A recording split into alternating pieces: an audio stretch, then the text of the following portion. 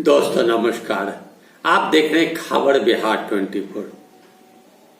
बिहार के अंडरवर्ल्ड के एक जमाने में कहे जाने वाले डॉन पप्पू देव, जिसका मुख्य पेशा था अपहरण करना, अपहरण उद्योग चलाने वाले पप्पू देव की मृत्यु पुलिस के पिटाई से हो जाती है, ऐसा आरोप ब्राह्मण समाज के भूमिहार ब्राह्मण समाज के लोग लगाते हैं। पप्पू देव के गांव में पूरे बिहार के भूमिहारों का जमावड़ा हुआ और भूमिहार सभा ने स्पष्ट किया कि लिपि सिंह सरकार के निर्देश के मुताबिक और डीएसपी भारती ने पप्पू देव को पीट पीट कर मार दिया और इस मौत को हार्ट अटैक में तब्दील किया। मैं बताऊं आपको कि चूंकि पुलिस का दावा है कि पप्पू देव जमीन कब्जा कर रहे थे, खबर मिलती है रात के अंधेरे में पुलिस जाती है गिरफ्तार करने, दोनों ओर से गोलीबारी होती है। गोलीबारी के बाद पप्पू देव दीवार फांद कर भागते हैं और पप्पू देव को पकड़ लिया जाता है और उसकी पिटाई कर दी जाती है और बुरी तरह आरोप परिजनों का है कि इलेक्ट्रिक शॉर्ट लगाकर बुरी तरह पीटा गया, जो पीटने का दाग पप्पू देव के शरीर पर है।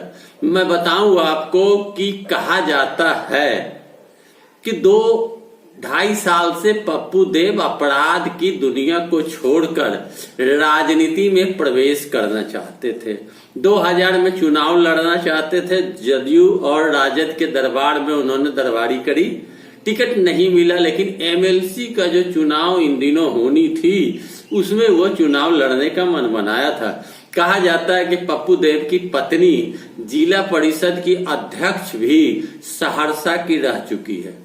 सहरसा के पैतृक गांव में पूरे बिहार के भूमिहारों का जमावड़ा हुआ, गाड़ियों का काफिला देखने लायक था और उस गाड़ियों के काफिला में पहुंचे भूमिहार समाज के लोगों ने सरकार को चुनौती दी और सरकार से मांग किया कि यह जांच गंभीरता से होनी चाहिए, क्योंकि लिपि सिंह ने ही अनंत सिंह को निशाना बनाया, लिपि सिंह ने ही पप्पू देव को निशाना बनाया।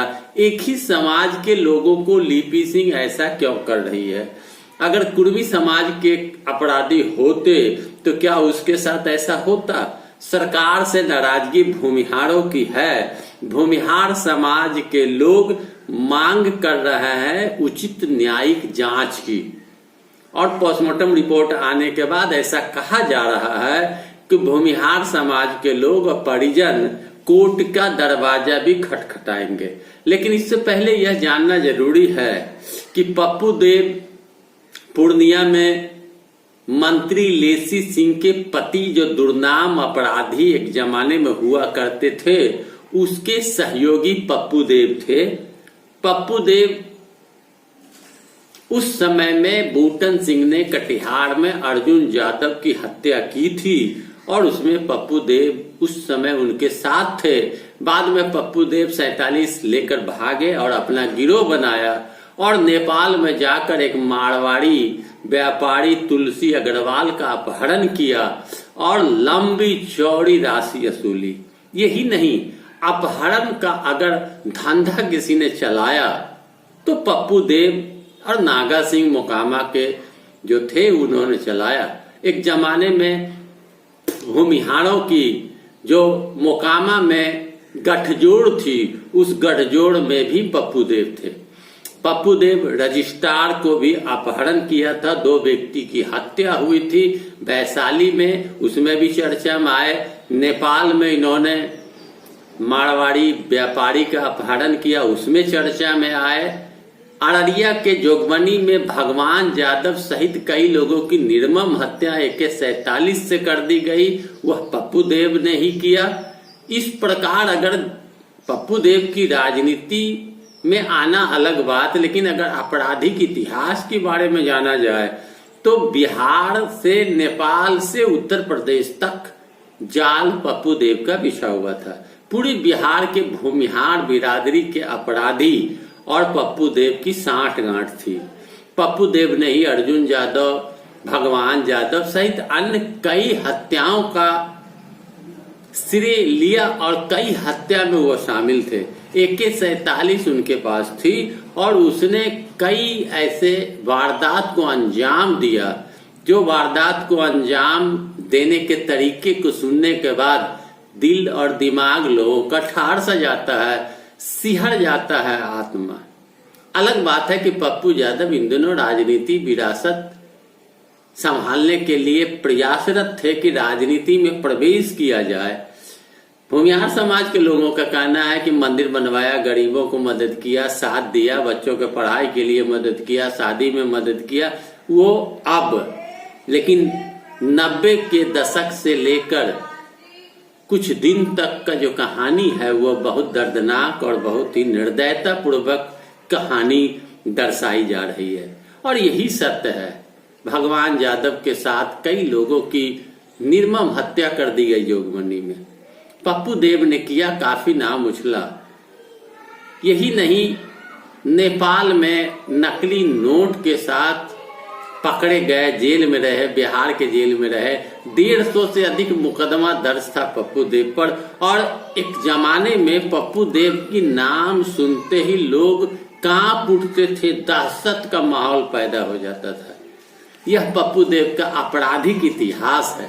पप्पू देव, बूटन सिंह, नागा सिंह, कई प्रकार के ये सूरजभान सिंह, तरह तरह के नाम है। इन सारे लोगों का गठजोड़ था। गठजोड़ ने बिहार में अपहरण और हत्या के बाजार को गर्म करके रखा। और अपहरण हत्या जो हुई उसमें पप्पू देव की अहम भूमिका थी। 90 में लालू यादव का शासनकाल था। लालू यादव के शासनकाल में अपहरण उद्योग चलाने वाले पप्पू देव, नागा सिंह आदि ने लालू सरकार को बदनाम करने के लिए कोई कसर नहीं छोड़ी। लालू सरकार में ये भूमिहार बिरादरी के ये अपराधी अपराध करते थे, अपहरण करते थे, हत्या करते थे, लूट करते थे और सरकार की खुलेआम बदनामी होती थी। लेकिन नीतीश कुमार के शासनकाल में नीतीश कुमार ने कुछ तो इन लोगों पर पाबंदी लगाई। यहां तक कहा जा रहा है कि इन अपराधियों ने नीतीश कुमार के पार्टी कार्यालय तक को मोकामा में बंद करा दिया था, AK-47 की गोली को बौछार करके। तो वह राजनीति में हुई घटना कही जा सकती है। नीतीश कुमार की पार्टी के नेताओं को हराने के लिए इस तरह का काम किया गया था। बाद में ललन सिंह के पहल पर ऑफिस खुली और कार्यक्रम चला, जो भी होना था, चुनावी कार्यक्रम हुआ। लेकिन आप इतना अवश्य जान ले, लाख भूमिहार समाज के लोग पिटाई की बात को कहकर सरकार पर और पुलिस पर आरोप लगा रही है। लेकिन जैसा पुलिस का कहना है, भागम भाग और गोलीबारी जब होगी तो एक दूसरे से बचने के लिए एक दूसरे को रपेटा रपेटी, पछाड़म पछाड़ी में मार धाड़ तो चलेगी ही चलेगी।